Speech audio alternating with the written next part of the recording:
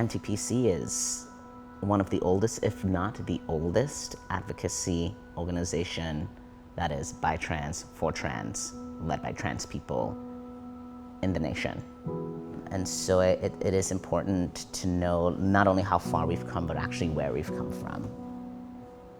We got started in 2001, where there were a group of trans and non-binary folks who were coming together and really was like, we need to change things for Massachusetts, for our community. What was happening was that we were passing small city and town ordinances.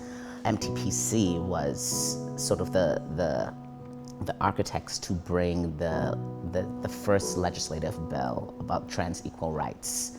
And it was not until 2011 did that bill pass. It went through many different iterations. It was stalled, but you could still discriminate against a trans person in public places like healthcare facilities, gyms, restaurants, locker rooms.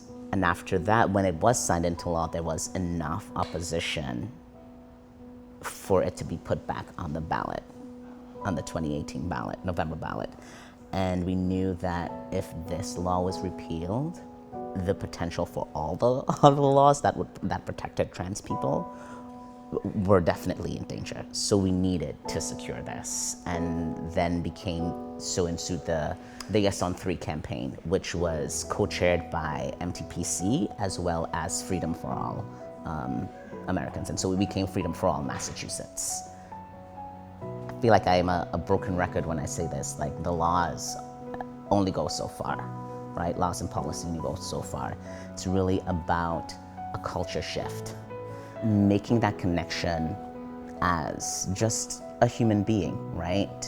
Where we're wanting the same things, to be seen, to be valued. We start to see each other for who we are and not who we think the other person is or what society tells us about that person. I mean, I would say that the trans community in Massachusetts is very large.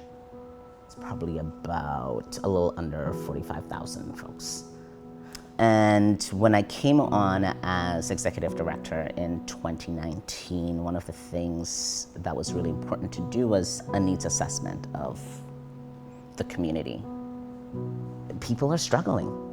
Trans people, especially people of color, especially trans feminine folks, especially people who are disabled. I mean, people are still homeless and hungry and unemployed and underemployed. Also, trans people aren't always leading sad, depressing lives, right? There are lots of successful trans people who are politicians, doctors, lawyers, parents. The homework is looking at the places in which you have power and privilege. Because we hold so many different identities, right? In terms of race, gender, religion, body size, the skin tone, our education, our language. So there is a lot of work to be done. So many employers are like, we want to hire a trans person. And that is fantastic. However, are you actually prepared? I have seen how there has been a lack of investment in people, in trans people.